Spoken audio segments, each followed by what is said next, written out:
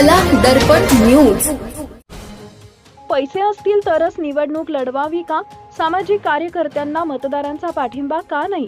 मतदारांनी विचार करण्याची गरज। पैसे वाटून उमेदवारांची गुंतवणूक स्वतःच्या फायद्यासाठी। एकीकडे थंडीचा कडाका वाढलाय आणि दुसरीकडे स्थानिक स्वराज्य संस्थांच्या निवडणुकीचं वातावरण तापत चाललंय। पैसा विरुद्ध कार्य असा प्रश्न पुन्हा ऐरणीवर आलाय।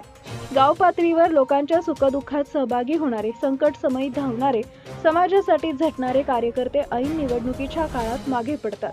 पैशाची ताकद, गटबाजी आणि दिखाव्याच्या बळावर उमेदवार मैदानात उतरतात आणि निवडून देखील येतात। त्यामुळे मतदारांच्या मनात प्रश्न निर्माण झाला आहे की पैसे असतील तरच निवडणूक लढवावी का?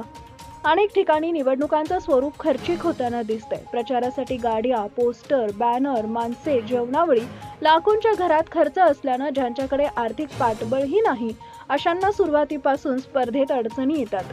हे लोक वर्षानुवर्ष सामाजिक कामात गुंतलेले असतात, लोकांच्या अडीअडचणीला हजर असतात, पण मतदानाच्या वेळी मतदार तो चांगला माणूस आहे एवढंच सांगतात। मत मात्र पैशावर किंवा गटबाजीवर आधारलेल्या उमेदवाराला देतात। अशा वेळी सामाजिक कार्यकर्त्यांना निवडणुकीत फटका बसतो आणि धनशक्तीचा विजय होतो।